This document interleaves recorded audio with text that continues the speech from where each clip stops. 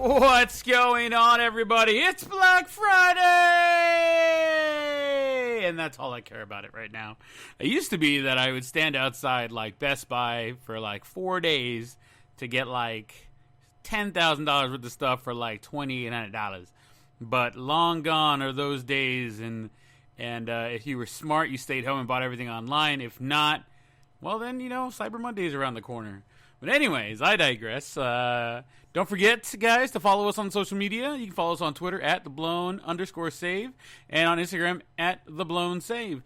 Don't forget, you can also still reach out to us at theblown_save@gmail.com. We love reading your guys' emails, so keep sending them out there to us. We also do have merchandise. Grab yourself some neck gaiters, masks, shirts, whatever you guys are looking for. There's plenty on there. If you're listening to us on the website, go down to the bottom of the homepage, and the link to the merch is right there. Special going on between now and next Saturday, I believe, December 5th. Use the code EXTRAPOINT for free shipping now through December 5th. One more time, go ahead and use the code EXTRAPOINT at checkout for free shipping now through December 5th. Side note, guys, for those of you guys in the LA County and surrounding areas, LA has issued a temporary stay-at-home order effective Monday, November 30th through Sunday, December 20th. So, guys, please stay safe wherever you are. If you must go out, please wear a mask and wash your hands. But, before we get going too far in here, we got to bring out the one, the only, Mr. RT Casas. Brother, what's going on, man? You good? Yeah, we all good. How's it going over there? How was your turkey? How was your turkey day? Oh, my God. I'm still eating turkey, and it's still wonderful, so I'm still happy. It's when it stops being good that I'm like, all right, I'm done with turkey.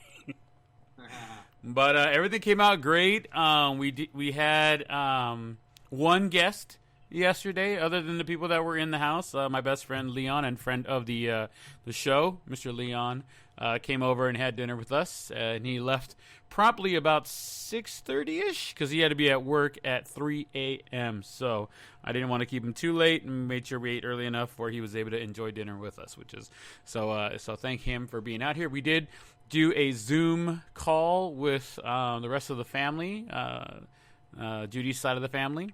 We did a prayer. We had 8 different families Zoom calling, eating at the same time. It was a bit chaotic at times, but it was still kind of fun. How about you guys? And we kept it simple. I'm sorry. Let me take a sip of my beer, clear my throat. Let me clear my throat. What are we drinking today before we forget? Oh, by the way, I'm still drinking Dos Equis because I still have some. I bought 2 12-packs the other day. So one we took golfing, the other one is right here in my belly now. Okay. Cheers to that. What you drinking, baby? I'm just drinking the same thing, bottled Dos Equis. Excellent, senor. By the way, guys, don't forget, there is a 3-drink minimum on the podcast. If you guys are following along, make sure you guys do stay safe, drive responsibly, drink responsibly, and make sure you guys catch an Uber home or wherever you guys are going. But please be safe when you guys are having one with us. So you were saying for your Thanksgiving, man, how was it? Yeah, man, it was simple, man. It was just the wife, and my parents and my grandfather. So it was good times, man. Like, I had a real good time. It was real simple. The wife's first time making a turkey by herself. But we went, the smaller route in terms of we went with the turkey breast. We went with the turkey breast, and instead of like the whole turkey, just because again there was only 5 of us. So yeah, dude. So I liked it. I had a real good time. Right on. Yeah, like I was telling you before, we ordered all our stuff from Marie Callender's, and basically it was just unpackaging, setting up, reheating, and getting everything to come out at the same time, which actually I was able to pull off. So kudos to me for timing everything out just right. So everything came out absolutely juicy and delicious and wonderful. So fucking A. I hope everybody had and enjoyed a wonderful, wonderful Thanksgiving during these tumultuous times. But hopefully everybody stayed home and stayed safe. Or if you did go somewhere, you guys stayed as safe as possible. Today is Black Friday, Artie. Have you bought anything online? Are you going to buy anything online still? Or are you waiting for Cyber Monday, or are you kind of just like, meh? I'm like that. I'm not big on like shopping anymore and stuff like that. I need to make my list. Honestly, I've just been really busy lately. Yeah. Just because of the way schooling's been switched around and stuff like that. And I just haven't had a chance really to like decide what I'm gonna get, who I'm gonna get, what stuff like that. And not even for myself. Like the wifey asked me what I wanted, I give her a quick list.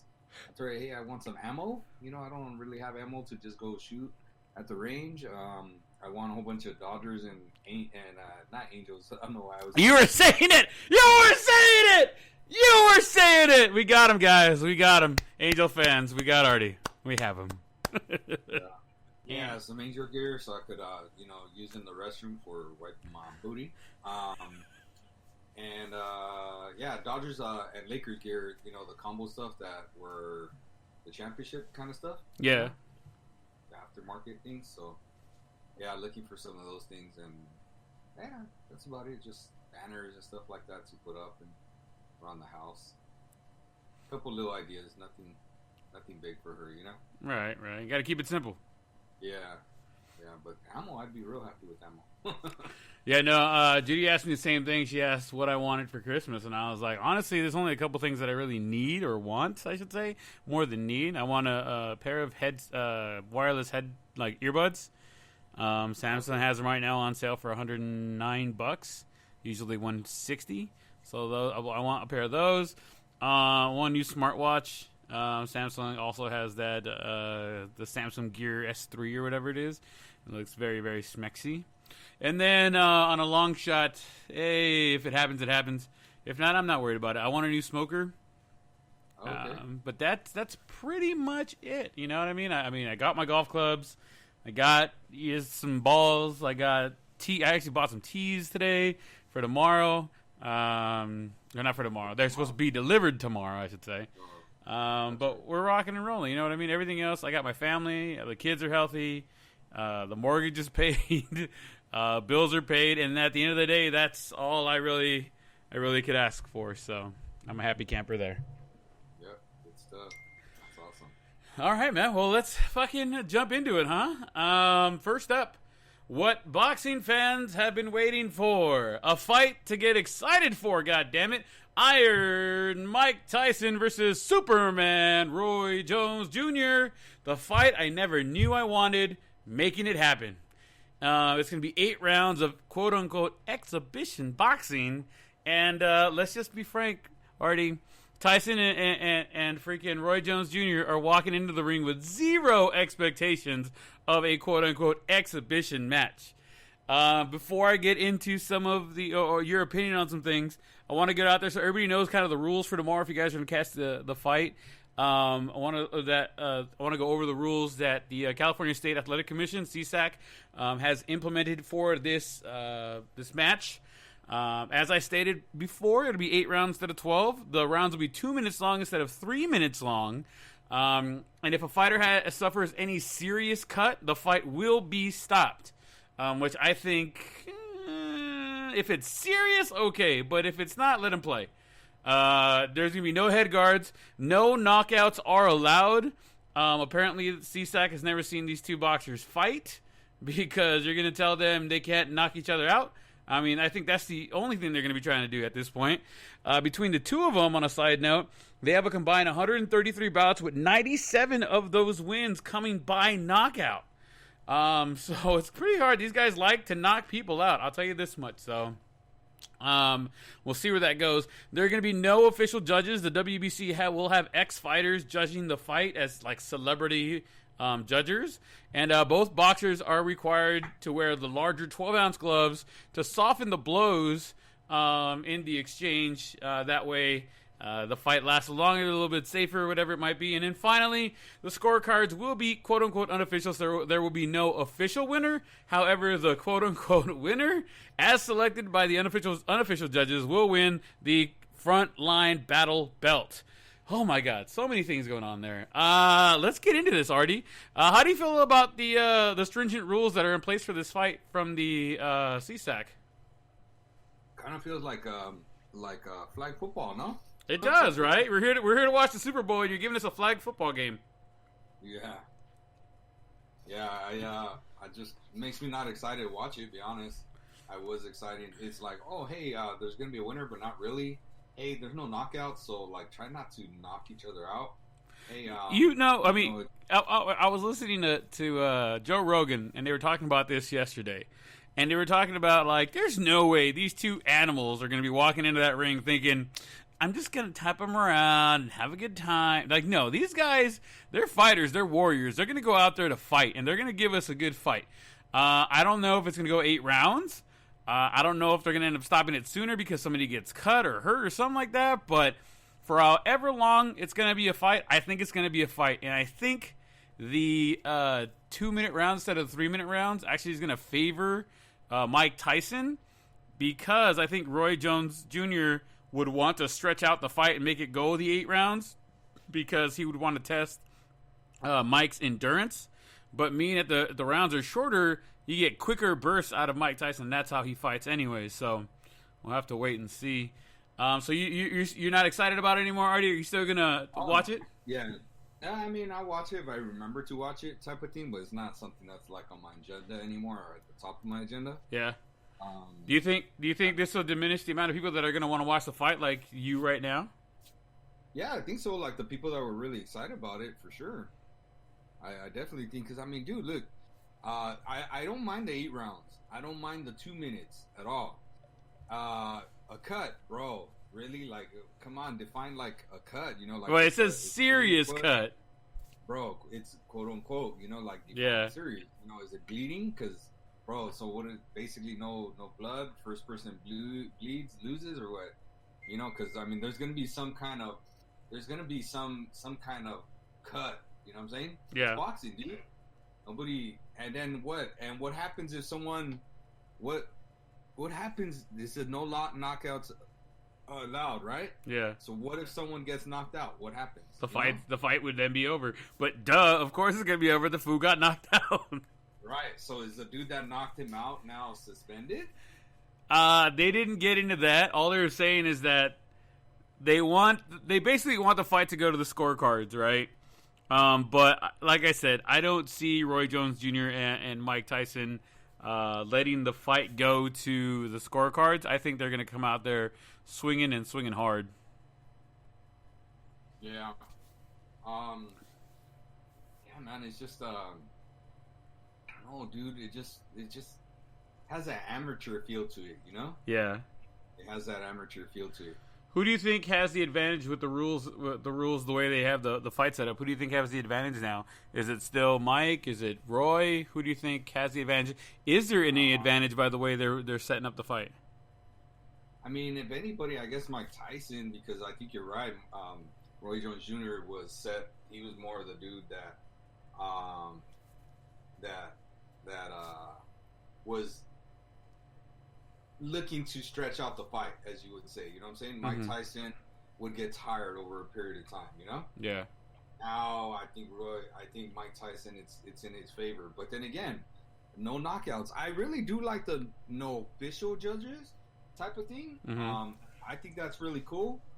But I do not like the whole not official scorecard, stuff like that. Because one of the things I've heard a lot of people say over the years is like, oh man, I wish that like a real judge had was in this particular judging this particular game or fight, you know? Yeah. That type of thing. Because then things would be really different, blah blah blah, you know? So I totally agree with that, you know, like I'm with all that. But right. I don't know. Just kind of feels weird about it. All right. Well, who do you got then? Final fight predictions, real quick. Who do you got in what round? And does anyone get knocked out? And if it goes all the way, who you got? I mean, if it goes all the way, I guess you got to favor Jones because that means he's controlling the fight he wants. If it's a decision that gets stopped, I think Tyson wins it. I think what's going to happen is they're going to have like some kind of stupid split decision, dude. Like a split or a draw. Okay, what round? If somebody gets knocked out, what round do you think somebody's getting knocked out in? I think they're gonna hold back punches. I don't think now that they have this script set up for them like that and stuff like that. I don't think I don't think someone gets knocked down, knocked out. Okay. Let's just play the devil's advocate. If somebody was to get knocked out, who do you think gets knocked out in what round? Roy Jones Jr. in the 6th. Roy Jones in the 6th. You heard it here first. I'm gonna go Roy Jones also getting knocked out, but I'm going in the 4th. I think Tyson. I think if you're getting into the 6th round, I don't think Tyson's got the gas for it. But I still think in the 4th round, Roy Jones is going to start coming back at him, and I think Tyson, quote unquote, accidentally knocks him down. Moving on from one charitable event, I guess, to another. The match 3 happened. Phil Mickelson and Charles Barkley defeated Steph Curry and Peyton Manning. But what's to be expected when you have a golf pro on one side with a 25 handicap and Iron Machine in Barkley against Peyton Omaha Manning and Steph Curry? You know what I mean? So congrats to the pair. The charity were able to raise money for the Historically Black Colleges and Universities organization. The exact amount it was $4.2 million raised. Thank you, Artie. So big ups to them. I didn't get to watch it because we were busy all day and doing things. But according to what I was reading, Barkley has crazy good irons off the tee or out of the tee box, and that's what they went with. Barkley hitting off the tee, and then Phil hitting him on to the green from wherever they did. Barkley actually had on one of the holes I saw, he shanked it hard into the bushes, and Phil Mickelson went digging into the bushes, found the ball, and knocked it back onto the green. And I mean, I saw, like I said, I've seen some of the highlights and stuff like that, but they did end up winning. So congratulations to them. I really wish I could have seen that one just because all the shit Charles Barkley talks. And then apparently they had a peanut gallery with Shaq and some of the guys that do the NBA. Oh, yeah. That was funny. Yeah, and they were talking to him, talking to Barkley, I guess, in his ear as they were playing. So there's definitely some banter going back and forth. And I wish I could have seen the whole thing, but I guess we'll have to wait till the match 4. I would have liked to seen something that was a little closer or fair. Honestly, I would like to seen like I've heard Tony Romo's a really good golfer. Yeah, I would have liked to seen Tony Romo paired up with like Charles Barkley, but then again, a lesser tier golfer of Peyton Manning's caliber. Yeah. But here's my thing: you have a basically all pro golfer with Phil Mickelson, right? And so you have a pro golfer with a decent player in Charles Barkley against Peyton Manning, who, for all fucking intents and purposes, he's a really great amateur player, really, really good. And Steph Curry's not bad either. But you're kind of putting two guys that are really good and all right versus a professional in the sport with somebody who's not terrible. I still think they should have had one pro on each side. Yeah. Or, again, two really good ball players. Curry's really good. I don't know how good Peyton Manning is. But Charles Barkley is like, probably like where I'm at, I guess. Anything I've seen his swing is pretty ugly. Although he fixed it, dude. His swing was a lot better. He's looking like me on the tee box from this last week. Yeah. That's funny. You were doing much better, sir. Let me just tell you. I do. Really much better. You had a few. It's one of those things, like you said, like, man, did you hit shots like that in golf? Makes you come back to play, and that's the truth, because you did have some very good irons. The driver wasn't quite there, but it wasn't ridiculously bad. Mm-hmm. It just wasn't there. But you had some really good irons. You had a couple of good chip shots. Your putting's really bad. I think a lot of people always think, putting's easy. I used to do miniature golf. That's always usually like the comments you get, right? And everybody goes into it overconfident, and they don't realize that the difference between miniature golf and like real golf is that there's a lot of slopes. Yeah. There's a lot of slopes. Yeah, so and a lot of people don't realize that, and they just busy kicking the ball back and forth, which is what you're doing as a rookie. But again, it's like one of those like you have to go through it because I don't know how to explain it. Like you have to go through it and learn, and then you'll start figuring it out little by little by little. Right on. Well, I appreciate the vote of confidence and the good words, sir. You're right, man. Like I had some pretty bad shots. But at the same time, I had a couple very, like, beautiful fucking shots. And it's like, exactly how you said that I told you, it's shots like that that make me want to keep playing. Because it's like, man, I want to get that, like, again. And let me get that again. And let me get that again. And so I am excited to go play again when I get the opportunity to play again.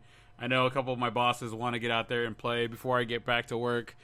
But we'll have to wait and see what happens with that. So, but... anyways, yeah, I can't wait to see the match 4. Hopefully, knock on wood, I would really love to see Tony Romo play because apparently he's really good. Like, I think he qualified for the U.S. Open a couple years, but he had to forfeit his place because he was playing football at the time.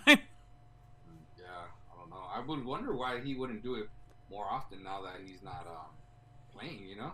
I know he's out there playing, but I don't know if he's playing to compete that way. So because football season, he's so busy with announcing and whatnot. So I don't know. I'll have to dig into that one and find out what the hell's going on. If there is a hashtag going out there, make Romo the match 4. I mean, hashtag Romo match 4. Come on, guys, let's make it happen. I like it. You guys won something there. There you go. Switching gears over to international football. Unfortunately, Diego Maradona, arguably one of the most talented soccer players in the history of the game, has passed at the age of 60, called by some as the finest soccer player to ever draw breath, and by others saying that no other player has ever inspired such fierce devotion to a sport, a team, or a player. 3 days of national mourning were declared in his homeland of Argentina once his death was announced. May he rest in peace. I never had the privilege of watching Mr. Diego Maradona, but watching the coverage of his impact on the world of international football and in Argentina, it's just like, wow. I'm trying to think of another athlete or an athlete that we have in the U.S. sports that would mandate that kind of respect out there. When they pass and stuff like that, and I can't think of one off the top of my head. And obviously, football or soccer, as we call it in the States, is a lot bigger internationally than it is here in the United States. Although it has been growing over the last 15, 20 years. But it's the football world has definitely lost a great player. He also coached and did a few other things. Like I said, he did pass away at the age of 60 on, I believe, Tuesday or Wednesday. Artie, did you have anything to say about that? Go watch his documentary. I believe it's on HBO. And damn, these chips. Sorry about that. Go watch his documentary on HBO. It'll tell you a lot about him. And you'll see his greatness and how it kind of came into play. Of course, drugs, like, some of those loosey-goosey athletes came into play a lot. But I mean, dude, he's pretty damn special. He was the Pele of Argentina. I mean, as much as you want to say it, like that's what he was. Yeah, that dude was a beast. He was a beast. Is he the greatest ever? I don't know. Everybody has that debate, and the problem is that there's so many different positions that it's hard to debate like the greatest score, the greater this, Well, they said one of the most talented soccer players in the history of the game. Not the best player, period, but one of the most talented. Oh, hands down. He'd be on one of the all-time teams of pretty much anything for sure. Mm-hmm. He's pretty special. Definitely special. Right on. But yeah. So I'm gonna have to check out the documentary and put my 2 cents on that after the fact. But also in the international football world, Las Chivas de Guadalajara are playing Club América del Distrito Federal in the second game of the quarterfinals in La Liga Mexico. The Chivas won the first match on Tuesday, 1-0, and are looking to close out the quarterfinals with another strong win against their most hated rival, this Saturday night, tomorrow actually, or today, depending on when you're listening to it, at 7 p.m. Pacific Standard Time. Let's go Las Chivas. I know the neighbor over there, Mr. Juarez, is a big Club America fan, and you can suck it, neighbor, if you're listening. Artie, do you watch any of the Spanish football or Mexican football leagues? Nope. I know about them, but I don't watch it. I definitely don't watch it. I know my boy Junior's a big Chivas fan, just like Rafa, right? Yeah. Yeah. So, but other than that, I would not be able to tell you what the record is, who plays on that team, nothing. Yeah, I usually don't start watching stuff until like World Cup comes along, or like the Liga MX finals. Usually when they get towards the end, or when they have international play, the Copa de Oro or the Gold Cup, stuff like that is when I start watching. But just normal like season play, I really don't watch either. I don't watch any of them, to be honest. The international, nobody. Regular like play, I don't watch any of it. Yeah, no, definitely during the World Cup, you will see me rocking and rolling. But until then, I'm kind of like, meh. Let's move on to the MLB. Padres Tommy Pham sues strip club after suffering a catastrophic injury in stabbing. He was involved in an altercation last month. He was stabbed in the lower back during an altercation outside an establishment in San Diego. No organs were damaged, but he required surgery and stitches to close the wound. The altercation occurred when Pham asked two people arguing near his car to move away. Like, at what point do you just go, how are you out there by yourself? You know what I mean? Like, I never understood this about players or celebrities or stuff like that. If you're going to go out in public, right, you're supposed to have backup or people taking care of stuff for you like this. Like, you walk out with your boys and they go, man, look, dude, there's a couple guys arguing over there by my car. Can you please have them moved, or can you go get security and have them moved? Like, I'm just trying to get to my car. Like, that's the kind of people you need to have around you when you're going to go out there and do that, especially when you're a pseudo-celebrity and a professional athlete. You can't be caught doing these things because now you're the strip club stabber, you know what I mean? Or the stabbee. Right. And I'm sure there's better ways for people to know who you are. I mean, like the Gold Glove you just won.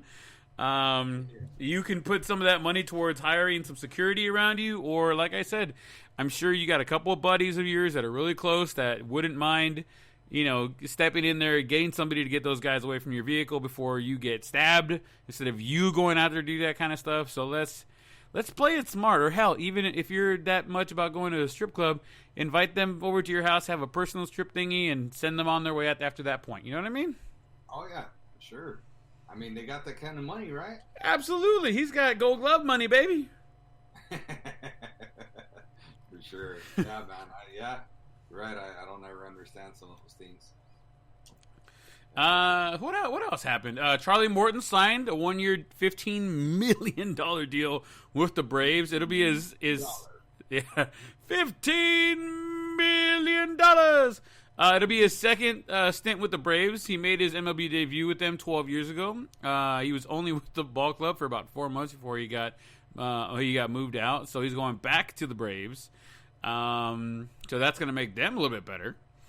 Cubs GM has stepped down. He has had some interesting comments about the state of baseball. We're jumping out ahead of schedule here, big guy. What happened? We're just throwing it out there. Well, okay, so what do you think? Okay, the Braves are already right there in contention for the World Series. This only makes them a tougher team to beat, and I think they're going back to the NLCS if at least. This only helps them get better, and they were already at the NLCS. They were 1 game away from going to the World Series. Well, does that mean that some of that money now is not going to go to Osuna? You know, like, that's what I'm curious about. Well, like, why are they bolstering a starting rotation?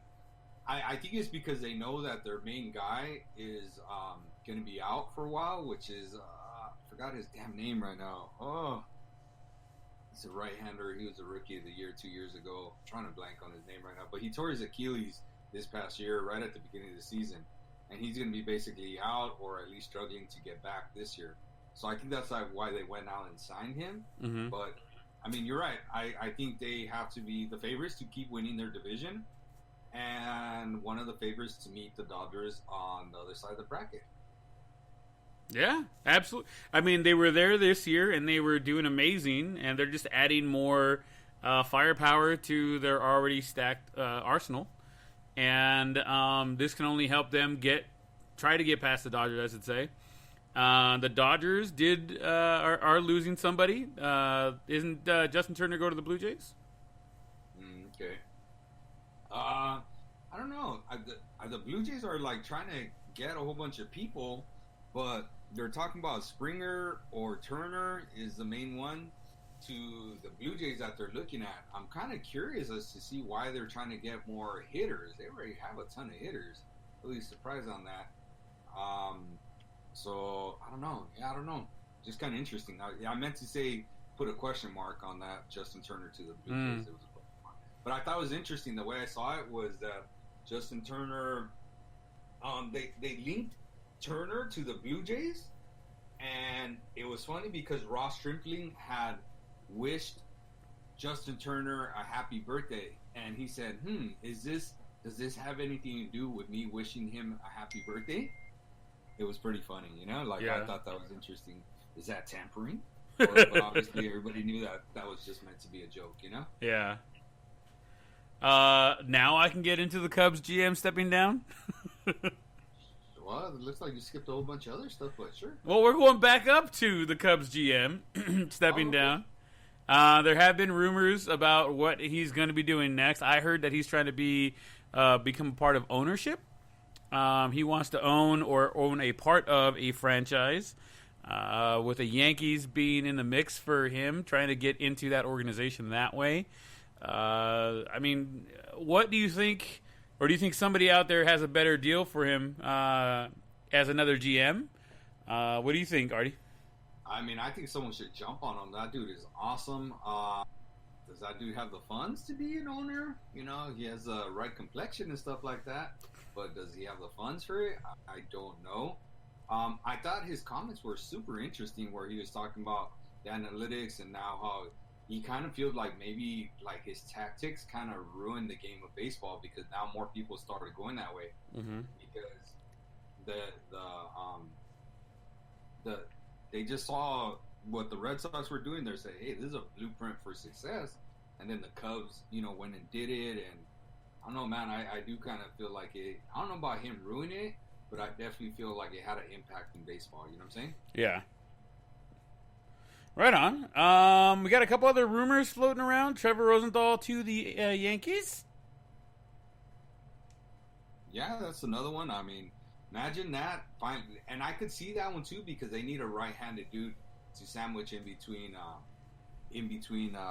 Britton and Chapman. Mm-hmm. So I could definitely see that one. Here's one that I've also been hearing about. The Dodgers are looking to trade for Nolan Arenado. Smart. Oh, yeah, dude. But I'm curious to see what are they interested in giving up, Yeah. I mean, it'd be a great pickup. Don't get me wrong. I'd love. I mean, that would just make you guys that much more dangerous.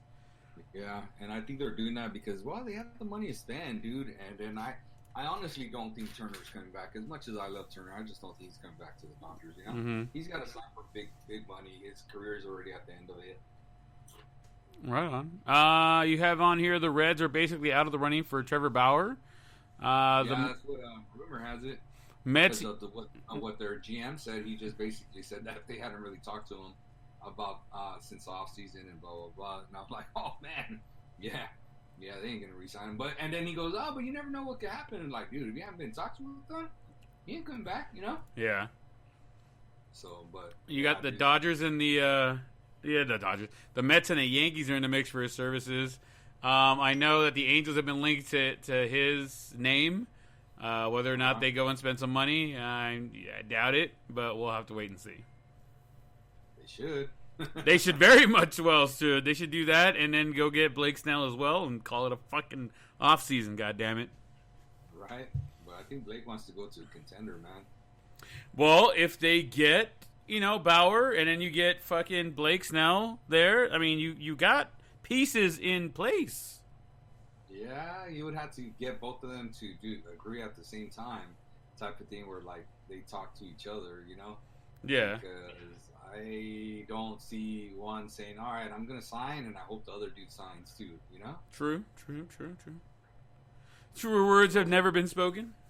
Yeah, I don't know, but I think it's got to be something like, "All right, look, hey, this dude said he'll sign if you sign." Yeah. We also have DJ LeMahieu is moving to the other side of New York now that Mr. Robinson Cano is gone, and they have $22 million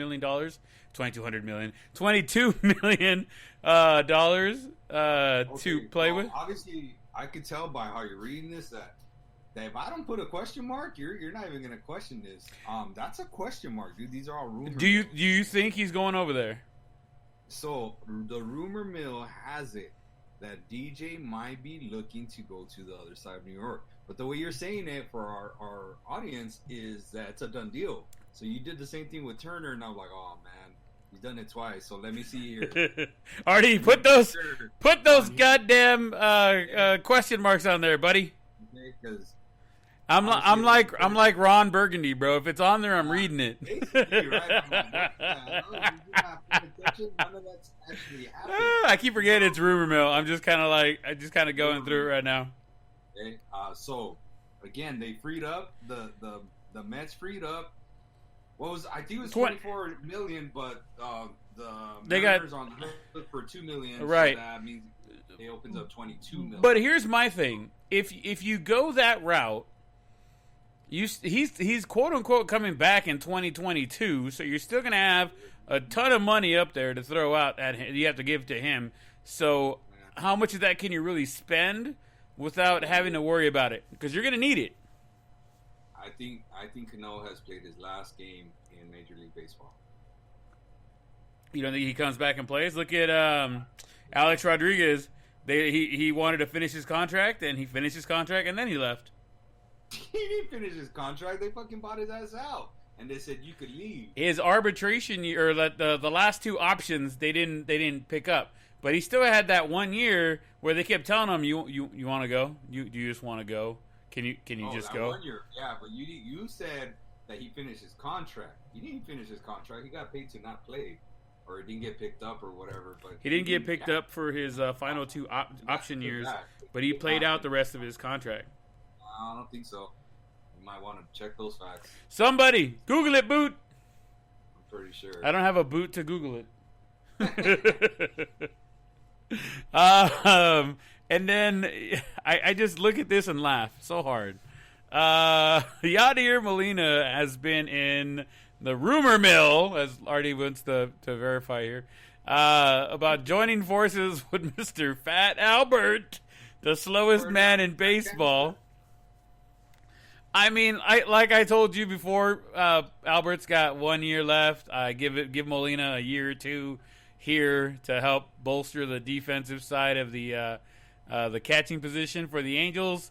Let him play with Albert for a year and call it a day. Thank you very much. I mean, Benji's still here. He's the catcher's coach. So I mean, he would slide right in there with his brother, and I'm sure they would work amazingly together. It would be nice. I forget that there was 3 brothers. Yeah, Yadier is the only brother, the only Molina brother who has not played or been a part of the Angels organization. So it'd be interesting to have all 3 of them. Good for him. Hey, Benji. Benji did win a title with them. Right? Yeah, Benji and Jose. They both won a title. They both won it in 2002. Oh, okay, cool. So it is what it is, man. I mean, let them all have a little stay in the OC. Yachty looked like a damn softball player out there playing baseball, man. He had a big old tire around his belly. He's there to block the balls. I mean, he's gonna race Pujols to first base to see who runs out of breath first. That's funny. What else we got going on? Oh, there was a big custody battle going on. Tampa Bay Rays outfielder Randy Arozarena was released by Mexican authorities Thursday after his former partner told a judge in the Yucatan state that she did not want to press charges. Rosarena had been detained Tuesday for a situation involving the custody of his daughter. They were calling it kidnapping at first, you know? Yeah. I think she didn't want to press charges after the fact because she's going to be getting money from him. And if she presses charges and he loses his baseball or loses his contract, stuff like that, then they're screwed. So, I mean, maybe a smart move on her, but, like, there has to be a little more digging done to figure out what's going on with the whole custody issue and what was going on. Because it was a big altercation between him and his former father-in-law.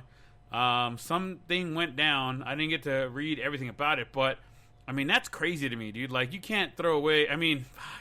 I don't want to say you can't throw away your career like that, but it's your kid. You do crazy things for your kids, man. Don't get me wrong, man. If the shoe was on this foot, man, I'd be going crazy.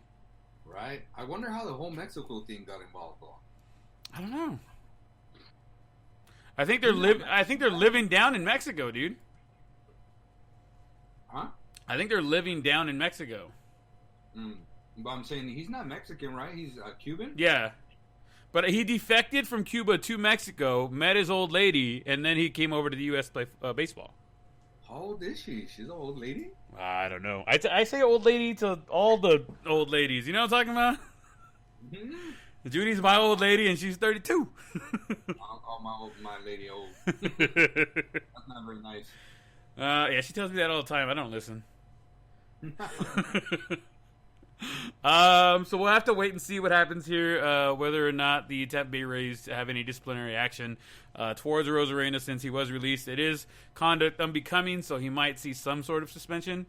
But I'm sure and I hope that they figure out a way to democratically have joint custody or make sure that the child is taken care of above all else.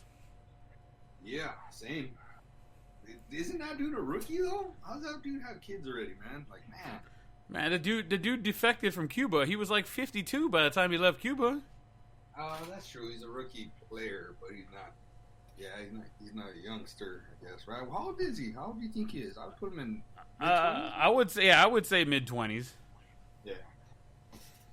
Let's see. 2021, the Field of Dreams game has been set, everybody. Chicago White Sox to meet the Yankees in Iowa's Field of Dreams Field on August 12th of next year. The game will take place in Dyersville, Iowa, at a temporary ballpark built by the Major League Baseball, located adjacent to the setting of the 1989 film Field of Dreams starring Kevin Costner. The stadium holds up to 8,000 potential fans based on public health statuses at the time. We'll see how many people can actually go to that. The field looks tiny. It looks like a little league ballpark, but with major league dimensions and some cornfields in the back. So it'd be definitely really interesting to be able to go watch a game there, just because it would be so intimate and so, like, it doesn't matter where you're sitting. You're going to be right in the middle of the game, so... Or you could go to the Angels game where it's kind of empty and feel the same way. Nobody's talking about that, Artie. Nobody wants to hear that, Artie. All right. Shifting gears again to the NCAA football. COVID-19 wreaks havoc through the Pac-12 this week. Both Arizona State Sun Devils and my beloved USC Trojans have had to postpone and may not even be able to play due to both teams being ravaged by COVID-19. Both teams do not have the minimum number of scholarship players available for the game at specific position groups. Therefore, they are not allowed to play this week, and the bouts will be declared a known contest if a suitable date is not available for them to play their respective games. I didn't understand how that was a thing, but apparently at every position group, so like offense, defense, special teams, there have to be a certain number of players on that side of the ball who are scholarship players through the NCAA Division I. If not, then they can't field the team. Didn't know that. Yeah, I didn't know that either. And I was like, what? I'm like, why? There's no way they don't have enough people to play. But because they don't, so their scholarship players have to be on the field to play, at least a certain number on each squad, I want to say. And if they don't have those numbers, then they can't play. which is crazy because they may just forfeit. I mean, they won't. It'll be a no contest. It won't be a loss, but it would be a no contest, and then the already shortened season will be that much shorter. I mean, obviously Arizona State's already lost a couple games. Shout out to my boy Leon. But the Trojans are 3-0 right now, and they're in the middle of a Pac-12 championship run, and this may throw a wrench in their fight to try and go and play in a big bowl game other than the Rose Bowl. Because they've jumped up every game this year. They started off at ranked 24th. They jumped to 20th, and now they're ranked 17th, I think. So they're definitely moving up as they keep winning games. I mean, it wasn't handedly, not one of the games was handedly won, but they're still winning, finding ways to win the games, and they keep moving up. So we'll have to. They'll be all right until they face somebody that's actually good, and then get their ass whooped. Oh yeah, the way they've been playing, you can't play that way, man. I always cheer for my Duke car, but yeah, you're not. Yeah, you're gonna move up the rankings. You'll be in the teens and the 20s, but you're not anything serious until you get inside single digits. And they are definitely not a single digits kind of team. Not right now. They are not by a long shot. They're not at all this year. They just don't have that caliber of talent. Yeah, they may be going to the Hacienda Doritos Locos Taco Bowl. Yeah, they'll go to some bowl. But you know what? For them, their main thing is right now is they need to focus on winning that Pac-12 championship. Yeah, that's their main thing. I know everybody talks about their goals to make it the Rose Bowl. With the way the Rose Bowl has changed, I don't think they're going to be making the Rose Bowl anymore. Not anymore, but until they start just recruiting some really elite talent and the coaching situation kind of settles down, Yeah. So I don't know, dude, but. Wish them nothing best. Right. Absolutely, man. Always wishing nothing but the best for the local squads. Speaking of COVID-19, fuck, dude. It's wreaking havoc on sports. It was just reported that Lamar Jackson of the Baltimore Ravens has positive for COVID-19. And as such, the Ravens-Steelers game that was scheduled for the night game on Thanksgiving Day has been postponed till Sunday. And then next week's Dallas and Ravens game on Thursday night was going to be pushed to the following Tuesday afternoon of the so I mean the schedule's getting moved left and right, man. I feel bad for all the fantasy football teams out there getting just wrecked by all this COVID-19 stuff. I mean, at this point though, it doesn't really matter who they play or what's going on as far as Dallas goes. They don't have enough healthy players to compete this year. And I'm not saying they should tank, but they should definitely be looking at the practice squad guys to see who's viable for like trade bait or who else they can out there in free agency they can pick up. They need a tank, bro. I don't think they're that good. I don't think they need the tank. They're just doing that bad. I mean, they are indubitably going to have a top 5 pick next draft. Yep. One of the most interesting. I didn't watch much of that game, but I watched like a hair of it. Uh-huh. And one of the most interesting things I heard was I heard one of the was it Joe Buck tell Troy Aikman, he's like, look, I know you think that this isn't the same Ezekiel Elliott anymore, that he's lost a step. I was like, oh damn, to hear Troy Aikman say that, I was like, really? Well, because they were making comments about like, okay, yes, the offensive line is absolutely decimated by injuries right now. You're running behind third, fourth, and fifth string guys. But being the caliber baby. Oh my God. Jeez, well, you know what? Since you can't run behind an elite line, well, maybe we should just retire from football. Maybe he should give the money back. I mean, some money should go back.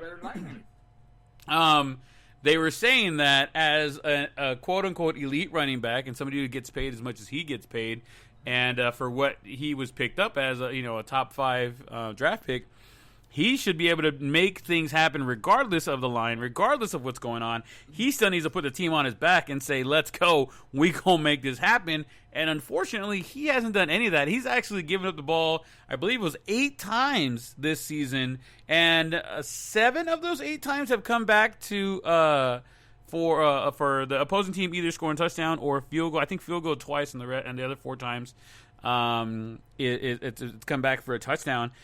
He is definitely not protecting the ball right. He's definitely not getting he's definitely not helping himself. And I, for one, I'm a Cowboys fan and I love the Cowboys, but they are definitely trash this season. Like last week, and we'll get into the picks here in a little bit, but last week's win against the Vikings was like, the fuck happened? Who was that? Who was that? What happened? Don't mess with me. And then they showed their true colors against the Washington no-names. What is his name? Gibson had 3 or 4 rushing touchdowns. Like, get the fuck out of here. First guy since Randy Moss to have 3 touchdowns on Thanksgiving Day. And coincidentally enough, he had it against the Cowboys, too. Cowboys, too. Just stating facts. Just stating facts.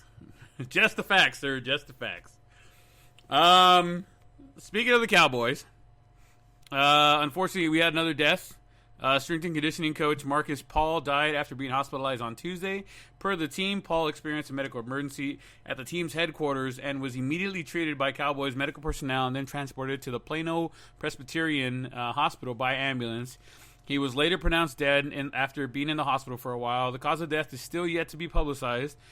Stay tuned to our Twitter as we continue to track the story and kind of see what's going on with that. Paul Marcus played in the NFL for Chicago and Tampa Bay from 89 to 93 and has been in a coaching facility, or not facility, in a coaching role since the 93, including working with the Patriots, Giants, Jets, and the Cowboys, helping win 5 Super Bowls within those teams right there.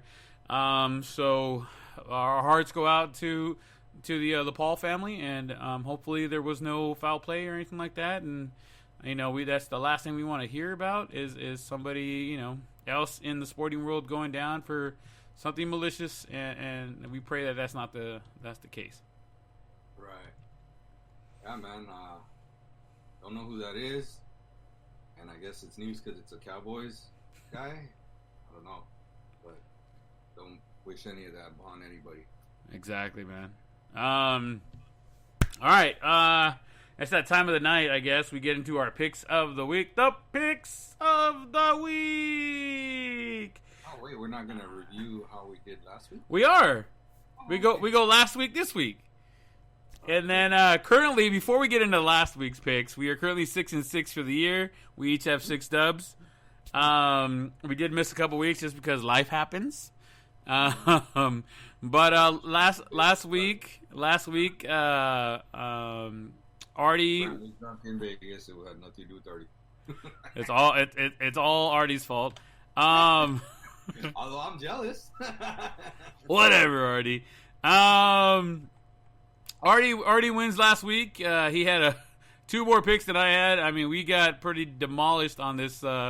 We both picked Minnesota to beat Dallas. Dallas won that one. We both picked Miami to beat Denver. Fucking Denver showed up. What was it?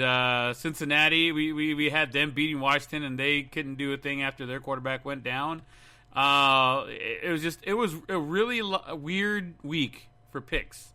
I think I don't think we've picked this low number of picks in a long time. We're usually running around 9-10 picks out of the games, but Artie has taken a commanding 7-6 lead now. Sorry, we were 6-6.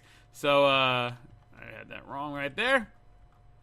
A 7-6 commanding lead by 1 as we're rolling into the later weeks here and getting into the good week 12, 13, and 14 picks here. We're going to get into week 12. I have already made my picks, so that way nobody is starting with some bullshit. We both picked Houston, and we both picked Dallas, so we're both 1-1 on that one. Oh, man, did we pick wrong with Dallas?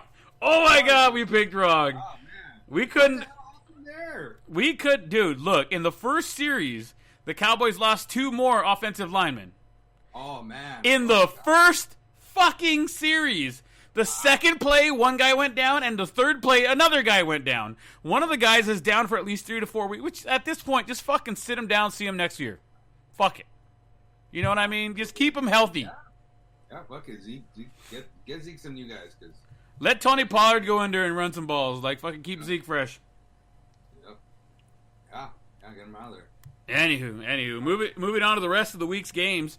We got the Chargers going after the Bills at the Bills. I got the Bills on this one. Yeah, I'm taking the Bills too. The Chargers have let me down. One too many time, Chargers. One too many time. We got Tennessee at Indiana. I got Tennessee. Who you got? The only 10 I see is you. Baby. We got Carolina versus Minnesota. I think Minnesota's going to come back and whoop Carolina's ass. Yeah. I wish I could say I want to wait and see because McCaffrey is a game time decision, sir. But knowing what I know right now, I'm gonna take Carolina there. Ooh, it may be the difference and your demise. Maybe. We got Cleveland and the Jags. I got Cleveland beating the Jags on this one. Fuck. Yeah, I'll take Cleveland. All right. We got the New York Giants versus the Cincinnati no more quarterback Bengals. I, unfortunately and reluctantly, have to go with the New York Giants on this one. They got the more steady team there. Yeah, oh yeah, for sure. Yeah, you gotta take the Giants. Okay, we got Arizona and New England. I got Arizona coming out doing work. My boy Murray. Boy, all of a sudden, I wish he was a fucking cowboy, huh? Hell yeah, I do. Actually, not right now. We have no offensive line to protect them. That's better. That means he just rolls out, leads the league in rushing. Mm-hmm. He can't do it. Who you got there, Mija? Whatever. Who you got? Arizona, New England. Arizona, dude. New England's been they've been in a tailspin, man. They started out so hot, and then that was it, dude. They just fell apart. They've had a couple of good moments, but they're not who we thought they were. We got Miami at the Jets. Cam Newton could go back to making all those commercials of how everybody underestimated him and watch, you'll see, and blah, blah, blah. Yeah, we'll see you sneak it up. That's what we'll see. Next up, we got Miami versus the New York Jets. Hey, do you think New England got robbed now at this point for the deal for Cam Newton? I mean, it's all performance-based, so they're not really having to spend much money. I still think they got robbed.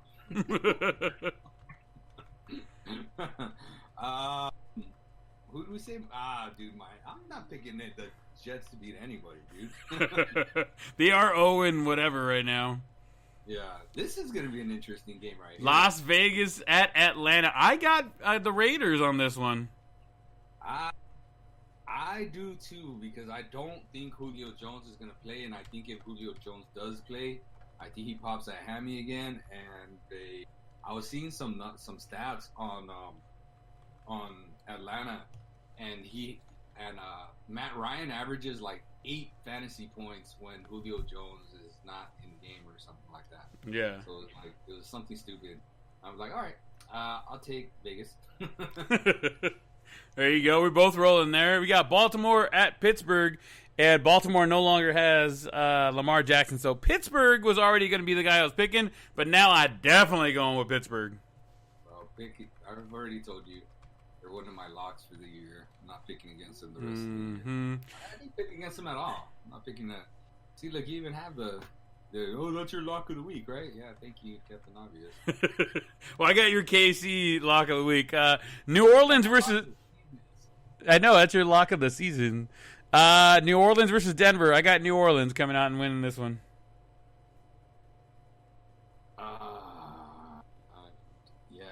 Yeah, I got New Orleans too. Denver hasn't looked very good. Yeah, that was one that I thought you had picked against New Orleans, and then I think you changed your mind. My stats made you change your mind last week. Remember that? Remember thinking like, well, watching the game, I changed my mind. Yeah, right. Yeah. Anyways. San Francisco at the Rams. I got the Rams. I'll take my LA Rams, baby. Oh, now they're your LA Rams, huh? They're in LA, so they're mine. We got KC and Tampa Bay. We already know where that's going. Chicago at Green Bay. Although you made it kind of easy for you. You didn't even talk about it. Nothing. What happened? Bro, do we really need to talk about Kansas City versus Tampa Bay? Tampa Bay? Yes, dude. Like, come on now. Are you going to take Tampa Bay over Kansas City? I'm not. But okay, then. You locked them in for the year. I'm not locking them in for the year, but I don't think they're beating Tampa Bay. Why not? Because I think Kansas City just looks too good. So you're saying Kansas City wins it all? They win out? I'd have to see the rest of their schedule. I have to see the rest of their schedule. Yeah, Mister, I'm taking Chicago every week. I didn't say I'd take Chicago every week. I said Chicago is one of my teams. Good. Yeah. Let's see how you do with Chicago right now. Is how I do with Chicago right now, okay? Yeah, you abandoned them. That's what you did. I don't abandon them. Let me look at here. Okay, we got the Chiefs and then the Vikings. Who else they got? The Vikings, the Falcons, the Lions, and the Falcons. I think they go 3 of 5. 3 of 5. No, 4 of 5. I think they win. The Buccaneers, they beat the Vikings. I think they beat the Falcons. They definitely beat the Lions, and they beat the Falcons again for the season ender. Yeah, I think they go 4 out of 5 the next. Yeah. Okay. Chicago at Green Bay. I honestly think that Aaron Rodgers is going to have a bounce back game against Chicago. It's always a really good fight there when they go Green Bay and Chicago, or when they go Green Bay and fucking the Minnesota Vikings. Yeah, the Vikings, the Minnesota Vikings. Yeah, that was right. So I'm going with the Packers on this one. Chicago's got a really good defense right now, but I think Rodgers gets the best of them because they're going to be in Green Bay. It's going to be cold. Yeah, it's not like Chicago doesn't play in the cold either, right? Yeah, but Green Bay's a lot colder than Chicago. That's true. That's very true. So you got the Phillies or Chicago? Come on, bro. Green Bay. Easy. There you go. We got Seattle versus Philadelphia. Obviously, I'm going for Seattle. I'm guessing you are as well. That's another team that I told you I'm pretty much taking all year, right? Yeah. Russell Wilson, MVP candidate right there. Who else do you think? Say his name. Russell the Muscle Wilson. Who? I like that dude, man. I really like that guy. I like his character, all that good stuff. You know, like. If you had to pick 3 players besides him, for MVP right now, who would you throw in that mix? You said 3 players besides him, right? Besides him. Aaron Rodgers, Kyle Murray, and Patrick Mahomes. There you go. All right. But here's a better question. Ooh. Let's pick who would be the next MVP. Who is the top MVP that is not a quarterback? Ooh. That's like so heavily quarterback driven, you know what I'm saying? Very much so. Damn. Derrick Henry's already over 1,000 yards. Myles Garrett and Trey Hendrickson are both at 9.5. Yeah. Defensive leaders, we got Jalen Smith with 101, Zach Cunningham with 110 tackles. Oh my god, dude. This is wild, dude. I couldn't tell you right now who I think would be. Jeez. Off the top of my head, man, I couldn't tell you who I think would be not a quarterback, but who would run away with the what the hell is it called? The MVP. Who do you got? Oh, wait a second here, because then you're going to try to steal my picks. No. I'm telling you, I'm kind of. I mean, look, Dalvin Cook has looked amazing every now and again. Derrick Henry, I mean, he's leading the league in rushing yards right now, right? And those two guys, by like 300 or more yards, are out rushing pretty much everybody else, right? And then if you look at the receiving side of it, Terry McLaurin from Washington has 963 yards right now receiving. He's leading everybody else. DeAndre Hopkins in second place with 912, and then Stephon Diggs with 906. Everybody else is in the 800s. I mean, Kelsey's the next guy up at 896. Fuller at 879. So, I mean, they're within striking distance of each other when it comes to it. I mean, nobody's a real standout breakout guy right there in for receiving. Shit, man, like it's difficult, dude. You know what I mean? Like, I mean, Gibson before this week, he wasn't even, a glimmer in anybody's eye right now. But now he has now he has for MVP. Nobody said anybody. No. We're talking about MVP stuff right now. We're not talking about anything else. We're talking MVP stuff. Up until this last week, he was never a glimmer in his eye for MVP. But now he has 11 rushing touchdowns. You know what I mean? He's in second place behind Dalvin Cook with 13. And just by happenstance, the guy in third place, Mr. Kyler Murray, one of the guys who also could be in the talks for MVP this year, he has 10 right now, and he's the quarterback. So, I mean, it's kind of hard to nail somebody down who's not a quarterback right now.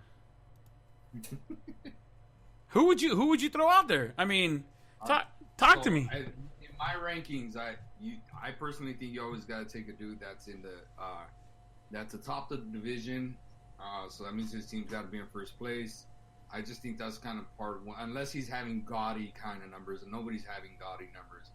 My number one non-quarterback MVP would definitely be Henry, just because you know what he's coming at you with, and it's still hard to stop.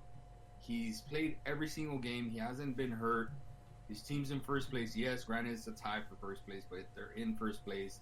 He's the primary focus of that offense. You know what I'm saying? So, like, Dalvin Cook has looked awesome and amazing, but he was hurt already this year, and his team's not in first place. So, to me, that's one up type of thing, right? Yeah. Again, I mean, call me crazy, but crazy. Washington, I mean, they're in first place, dude. I mean, granted, it's the NFL least division, but they are in first place. And Scary Terry over there is having a nice little season. Why not put him in the mix? Top 3? Probably running back or between running back. I think Gibson's going to make a run for it for the top. He's going to probably win the Offensive Rookie of the Year for sure, I think. CeeDee Lamb was running away with it until your boy got hurt, until Dak Prescott got hurt. CeeDee Lamb, I think, was on pace to be that dude. But I always thought Gibson was going to break out by the end of the year. Like, I drafted him in a couple of leagues, and I traded him away because another dude saw his value, and I got another dude that was really good, and it's helped my team. It was a win-win. Yeah. Now I'm like, damn, Gibson just looks better than what I thought he was going to be. You know what I'm saying? Yeah. Like, I thought, and I knew he was not going to start off fast. Like, I was like, man, he's a rookie, and he's just not going to start off fast or talk about, platoon situation over there. But I think he's going to finish top 3. He's going to be, depending, I don't know, it just depends kind of where the numbers lie at the end between him and Scary Terry. If Terry still leads the NFL in receiving yard, dude, then he's got to be top 3. But if he doesn't lead the NFL in receiving yards when it's all done, then Gibson probably slides into that 3 spot. I might take someone like a Devontae Adams or like a Woods, or maybe even I don't know who else. I'm trying to think of other dudes that maybe might sneak into there. Hopkins was up there for a while, Yeah, for a while, but he's not there right now. Yeah. I don't know, man. I don't know. Some good ones. I mean, Wheelan and Thielen, he's got 11 touchdowns right now. Kelsey's in first place, right? Kelsey's hands down the best tight end. But here's the thing. He's at a level by himself. Like, there is nobody even close to his level in terms of production as a tight end. So to me, it's got to be Henry first, Kelsey second, and then probably Scary Terry. Again, I'm just kind of reaching for that third one there. But yeah, dude, because look, he's a tight end, and he's 100 yards away not even 70. 73 yards away, 74 yards away from leading the NFL in receiving yards. You know what I'm saying? Yeah. That's pretty damn impressive for a tight end, bro. That is very impressive. I get that who he has, the weapons, blah, blah, blah, blah, blah. But, bro, he's doing what he's supposed to do. You know what I'm saying? Yeah. Like, he's doing what he's supposed to do. Mark Andrews is supposed to have, the MVP of the league, returning. He's not doing what he's supposed to be. The dude from the Raiders is supposed to have like a even better year this year, and he's not bad. He just hasn't been doing what you thought he would be doing. You know what I'm saying? Yeah. I don't know, but again, maybe I don't know, man. I just think he's in a class by himself. Like, it's not even close in terms of tight ends. He's in a class by himself. So yeah, so I would put probably Travis Kelce. Well, two Travises, right? Travis Henry and at 1 and 2, and then I put, you know what? Right now, is Arizona leading the division? Off the top of my head, give me 2 seconds, and I'll tell you right now. I'm already there. NFC West. They are not. They're 6-4. Oh. So there you go. So Hopkins to me drops to that 4 spot because I think Hopkins did come in and really change things for Murray. I think that's why Murray's having such a good year because he has Hopkins there. I mean, we saw what he did, like he had that amazing catch. Yeah. Where he threw the ball up in the air and said, Hopkins, you do your thing, and make it look good. Absolutely. So, I don't know. So, yeah, I'll put Terry at that 3 spot. If Arizona gets back into contention, then I'll probably put Hopkins back into that 3 spot, Yeah. Like I said, I can't call anybody an MVP outside of the quarterbacks right now, and unfortunately, that's kind of where I'm going to end up with that. But I like your picks. I like him. Henry, Derrick Henry, I think he's really up there. He's definitely got to be competing for it. I'll tell you that much. But I don't know if he's going to beat out Russell or if he's going to beat out Kyler. We'll just have to wait and see. Just have to wait and see. There's still plenty of football to play, and we'll have to wait and see how that all pans out, man. That brings us to the end of the night, man. We went through that a lot faster than I thought we were going to go through that, which is awesome. But anything else for the end of the night to end the night there, sir? I was kind of curious. I was a little surprised or a little sad to not hear you say something about the little thing I got for Ben, because it had Marines on there. Actually, when we opened it, for those of you guys playing at home, Artie, after we went golfing, he gave us a present for his godson, Mr. Benjamin. Mr. Benjamin is how I'm going to say it. He'd been jamming all his life, all 3 weeks. It's really awesome. It's basically his origin, and basically... It goes over all the different things about his name, Benjamin, and it does have the Marines in the background. That was the first thing I saw after I read it. I was like, oh, dude, it has the Marine Corps flag in the back. It has some Marines back there with some Harrier jets and stuff like that. So definitely, dude, I do appreciate it. I thought I texted you about that, and I said, thank you so much. Me and Judy really appreciate it. He's already throwing around the monkey with the little ring, the baseball ring. The symbolism in that, the angels and the monkeys. Yeah, right? yeah, it works for me, bro. It works for me, believe me. But no, we are very, very, very grateful for it, dude, and I can't wait to hang it. We're gonna hang it. We're trying to figure out if she's gonna let me hang it in the cave or if we're gonna hang it in the house. So we may, in fact, because Luke has one similar to it, but it just basically says like his name, Luke, and then some other information. We might put them back to or next to each other in their room. So we haven't figured that out just yet. But I do have it right here. It's actually on my desk next to my monitors right now. So just so you know, we do appreciate it, and we want to say thank you, sir. Just a heads up, the little monkey thing is a hand-me-down from his brothers, his god brothers. No worries. He doesn't mind. I just thought it was too perfect. We're actually going to throw it out and get rid of it. And I said, no, this monkey in baseball, that's what the Angels are. They're monkey baseballs and blah, blah, blah, Yeah, look. I just thought the symbolism was real cool, so we just kind of I threw it in the wash again, and then I threw it in there. Because for me, I was looking for the name, and I had seen quite a few different ones, but when I saw that, it let me create one with Marine Corps background, I just thought it was perfect. It spoke to me, so I said, "Oh man," it just made me think of them. I wish I had something like that for the boys, which I'll probably get now that I saw Ben's. I really liked it. Anything else you want to touch on before we get out of here, Artie? Nah, man. Just be safe out there. I'm very curious to see how that Pittsburgh game's gonna work out on Tuesday. I was hearing a lot of things that game might even be pushed to like a whole different thing on its own type of deal. Mm-hmm. We were talking about, and we didn't talk about it, and you know what? We didn't include that. Well, I took Pittsburgh all year, but I really think that Baltimore was supposed to be one of the possible teams Pittsburgh could lose to this year, and now, man, like it seems like all the stars are lining up for Pittsburgh, you know. And I got a buddy, his name's Joey, and he's a big Pittsburgh Steelers fan. Another friend named Eddie, you know, who played last year fantasy football with us. Yeah. Same thing with great Pittsburgh fans. And I'm just like, man, it feels like everything's lining up for them. But again, I got that whole feeling of like the of the Patriots, man, where they're gonna get to the end and they're just not gonna win it. You know what I'm saying? I'm with you there. I don't know if they're going to win the whole shebang, the whole kit and caboodle, but I do think, honestly, like you were saying, the Ravens were the team that were going to keep them from going, you know, undefeated for the season.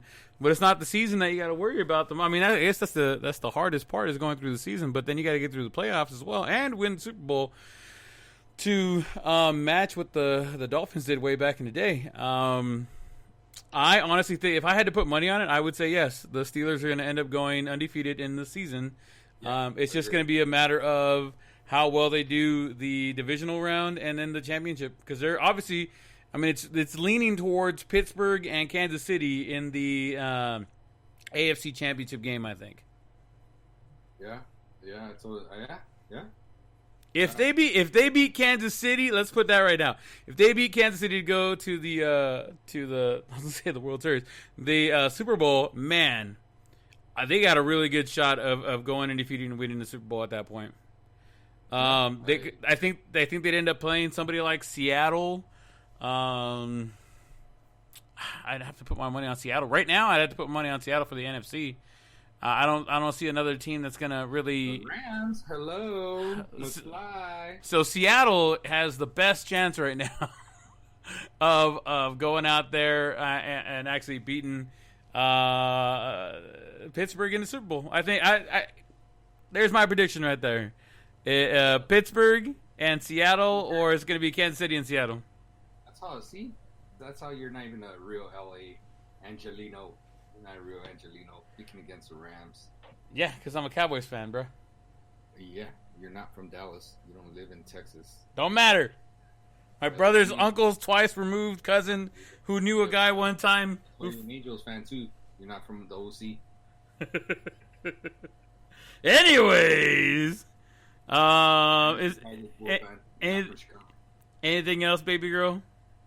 I don't know. Who do you root for in hockey, damn it? I bet you root for the Anaheim Ducks or whatever they're called. I actually we've discussed this, and I actually like the Kings and the Ducks. Thank you very much. Like I said, not surprised.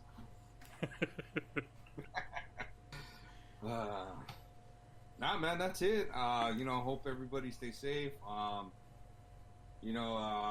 Things I feel like are shifting again. I saw that LA County, they've been putting more restrictions. We got the whole curfew thing going into effect again that a lot of people aren't really following. I just saw that they closed the parks again. So as usual, mi gente, be safe out there, wash your hand, wear those masks, and let's get back to civilized society. Absolutely, man.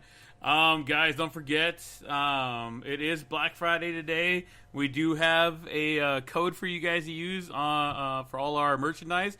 If you use Extra Point, you get free shipping now through December 5th on all your orders. Make sure you guys go check all that stuff out. Grab some neck gaiters, masks, shirts, whatever it is you're going to go. If you guys go over to our Instagram.